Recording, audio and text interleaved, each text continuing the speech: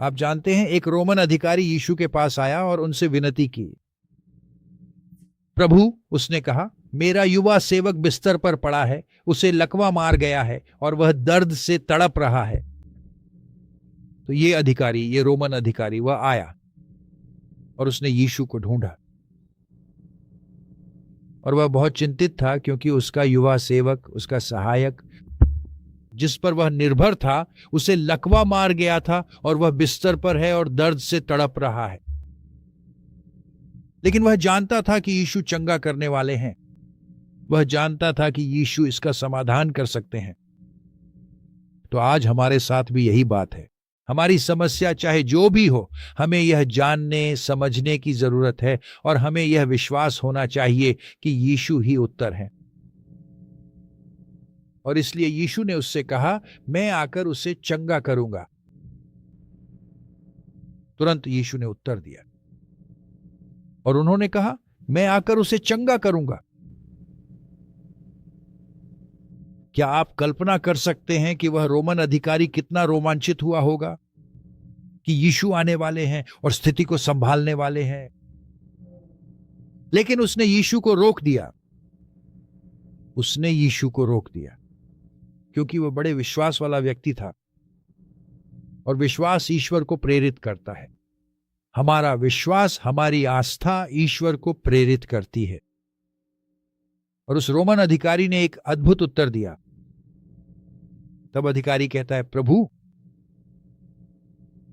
मैं इस योग्य नहीं हूं कि आप मेरे घर आए। मैं एक पापी हूं। मैं इस योग्य नहीं हूं कि आप मेरे घर आए। बस यहीं से एक शब्द कह दें, जहां आप हैं, और मेरा सेवक चंगा हो जाएगा। आपको बस बोलना है। आपको आने की जरूरत नहीं है। मैं आपको कष्ट नहीं देना चाहता। बस बोल दें और वह चंगा हो जाएगा। और आप जानते हैं, हमारे साथ भी ये अलग नहीं है। ये अलग नहीं है। हो सकता है कि आपका कोई रिश्तेदार किसी दूसरे शहर में हो, या हम दुनिया भर के लोगों के लिए प्रार्थना करते हैं और हम ईश्वर की शक्ति से, प्रार्थना की शक्ति से उन्हें चंगा कर सकते हैं, भले ही वे हजारों मील दूर हों। हम उनसे कभी नहीं मिले। हमें वहां जाने की जरूरत नहीं है, क्योंकि जब यीशु कार्य करते हैं तो वह सब संभाल लेते हैं। तो अधिकारी ने कहा, बस वहीं से एक शब्द कह दें, जहां आप हैं, और मेरा सेवक चंगा हो जाएगा। उनका विश्वास इतना महान था। वह जानता था कि यीशु ही चंगा करने वाला है। वह जानता था कि यीशु को वहां जाने की जरूरत भी नहीं थी। वह जानता था कि यीशु इसका समाधान कर सकते हैं। और वह आगे कहता है, मैं जानता हूं, क्योंकि मैं अपने वरिष्ठ अधिकारियों के अधिकार में हूं और मेरा अपने सैनिकों पर अधिकार है। तो वह एक ऐसा व्यक्ति था जो अधिकार को समझता था, और हमें उस अधिकार को समझने की जरूरत है जो यीशु के पास है। और वह कहता है, मुझे बस जाओ कहना होता है और वे चले जाते हैं। आओ, और वे आ जाते हैं। और अगर मैं अपने दासों से कहूं यह करो या वह करो, तो वे उसे करते हैं। और यह बिल्कुल वैसी ही बात है। इस व्यक्ति ने ईश्वर की शक्ति को, वचन की शक्ति को समझा। जब यीशु बोलते हैं तो चमत्कार होते हैं। और जब हम ईश्वर का वचन पढ़ते हैं और ईश्वर का वचन दोहराते हैं और ईश्वर के वचन पर भरोसा करते हैं, तो चमत्कार होते हैं। हालेलुया। और अगर मैं कहूं यह करो या वह करो, तो वे उसे करते हैं। जब यीशु ने यह सुना तो वह चकित रह गए। भीड़ की ओर मुड़कर उन्होंने कहा, मैं तुमसे कहता हूं, मैंने पूरे इजराइल देश में ऐसा विश्वास नहीं देखा। तो उन्होंने उस व्यक्ति की प्रशंसा की। उन्होंने कहा, मैंने ऐसा विश्वास नहीं देखा। तो विश्वास ईश्वर को कार्य करने पर विवश करता है। और यीशु हमारा विश्वास देखना चाहते हैं। यीशु हमें सही दिशा में बढ़ते हुए देखना चाहते हैं, और यह कहते हुए कि हां यीशु, मुझे आप पर विश्वास है। हो सकता है अभी मेरे पास पैसे ना हो सकता है मैं बिस्तर पर बीमार पड़ा हूं, लेकिन मैं जानता हूं कि आप चंगा करने वाले हैं। मैं जानता हूं कि आप व्यवस्था करेंगे।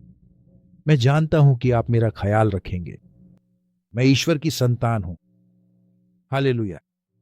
धन्यवाद यीशु। धन्यवाद यीशु। तो जब हम चमत्कार के लिए प्रार्थना कर रहे हैं, जब हम चमत्कार के लिए पुकार रहे हैं, तो हम ईश्वर को पहले से ही धन्यवाद दे सकते हैं, क्योंकि हम जानते हैं कि ईश्वर क्या करने वाले हैं। हम जानते हैं कि वह हमारा ख्याल रखने वाले हैं। Hallelujah, hallelujah, hallelujah. धन्यवाद यीशु। आप जानते हैं मेरा फोन नंबर सबके पास है। लोग मुझे हर समय फोन करते हैं और यह हमेशा एक जैसा ही होता है, यीशु, यीशु, यीशु। और फिर लोग कभी कभी अद्भुत परिणामों के साथ वापस फोन करते हैं, मेरी वजह से नहीं बल्कि ईश्वर की वजह से। जब लोग भरोसा करते हैं, लोग विश्वास करते हैं, वे यीशु का नाम लेते हैं, वे वचन में डूब जाते हैं, चमत्कार होते हैं, चमत्कार होते हैं।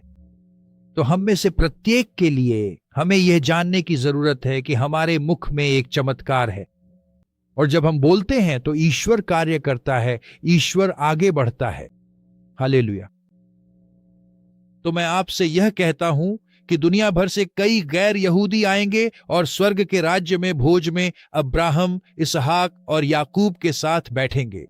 लेकिन कई इजरायली जिनके लिए राज्य तैयार किया गया था, उन्हें वर्गीकृत किया जाएगा, उन्हें बाहरी अंधकार में डाल दिया जाएगा, जहां वे रोएंगे और दांत पीसेंगे।